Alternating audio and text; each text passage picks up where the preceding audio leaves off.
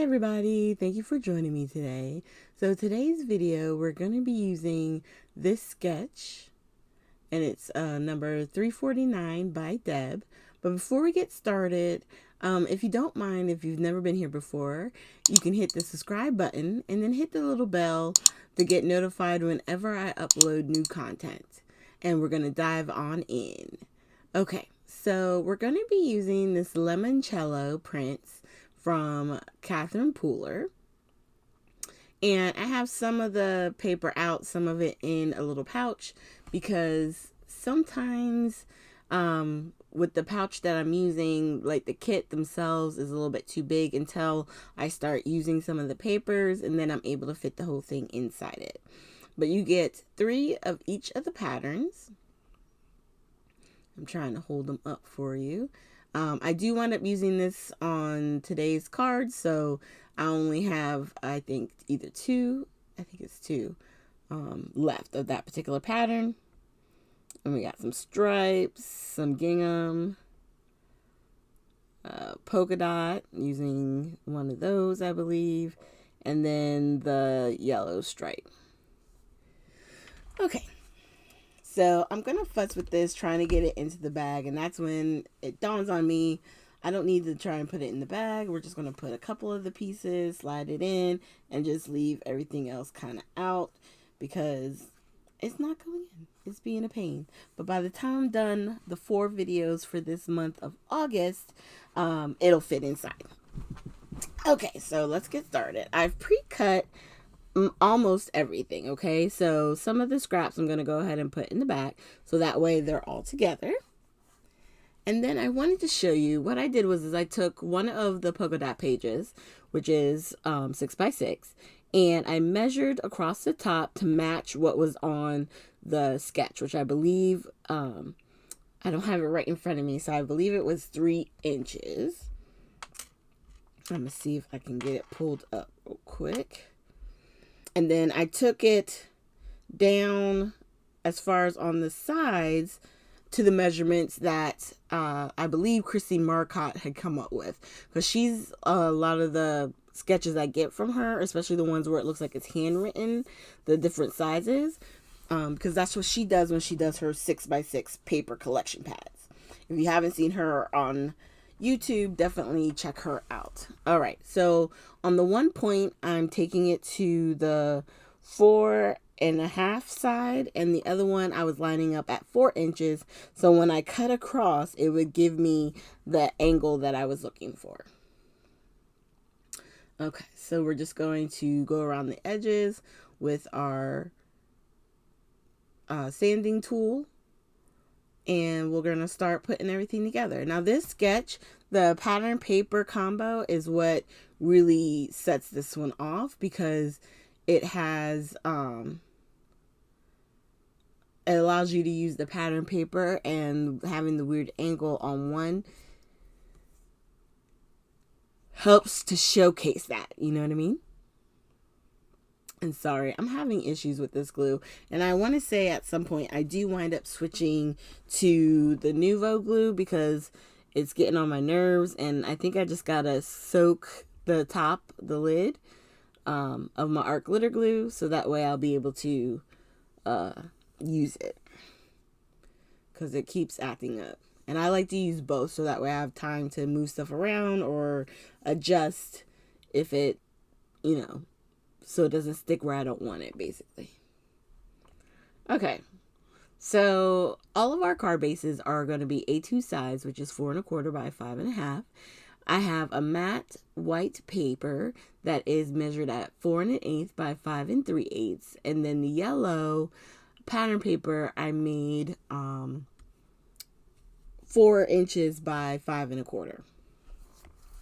So compared to what she had on her sketch, I went a little different because I added layers.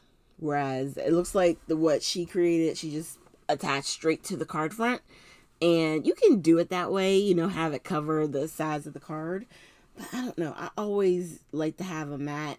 So I'm used to now kind of shrinking things and figuring out the measurements for me.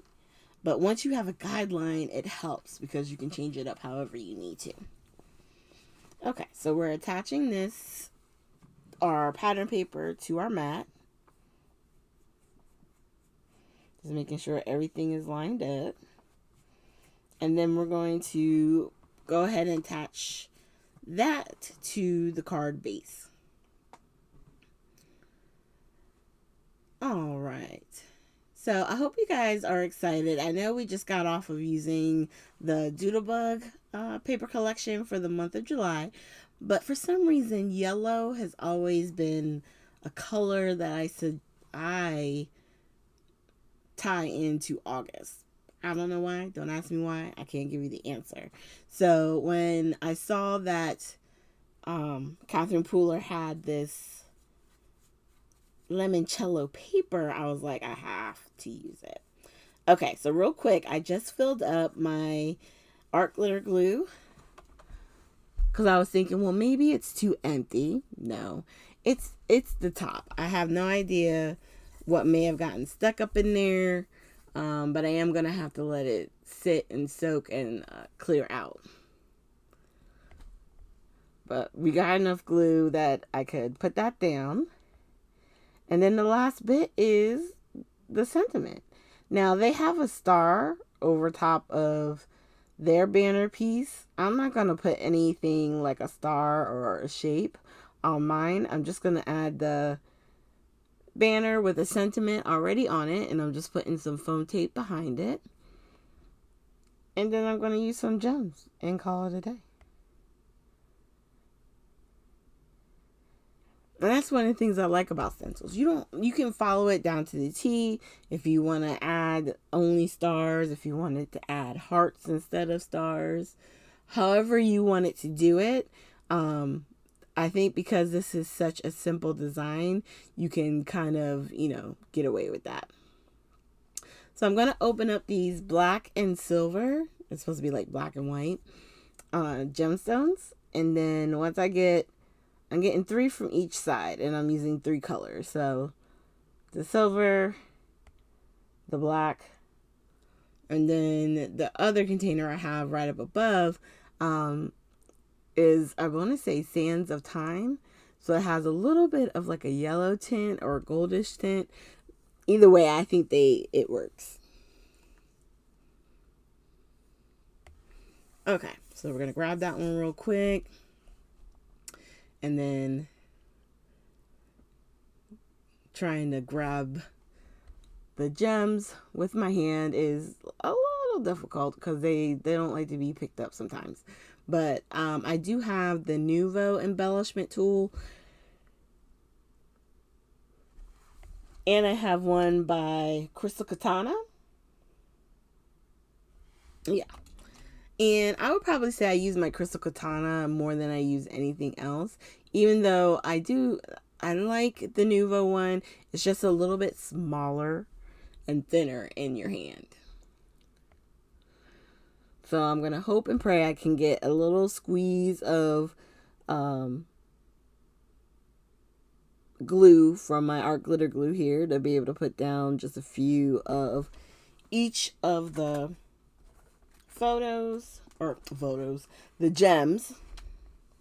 That's what happens when you start trying to do something while you're doing your voiceover. Okay, so we're almost done. These are going down pretty quick. And I'm just trying to create a little bit of like a wavy pattern with the gems. All right, so we got those put on. I'm going to put the top on so I can deal with that later. And then there's our card. And I'm just still moving stuff around, playing around with where the gems are. And then I'm going to grab the other one over, and you can see it's not so much a line, just a wavy line with the first one. It's more just clustered right there with the sentiment. So you can do it either way, and you still get a nice little impact there with the final product. I like how these turned out. I am grateful to you guys for liking the series and commenting down below. I so appreciate it. And once again, just feel free to hit that like button, hit the subscribe and the bell to notify you whenever new content is uploaded. Okay, so thank you guys so much, and I will see you with next Friday's video. Have a great weekend.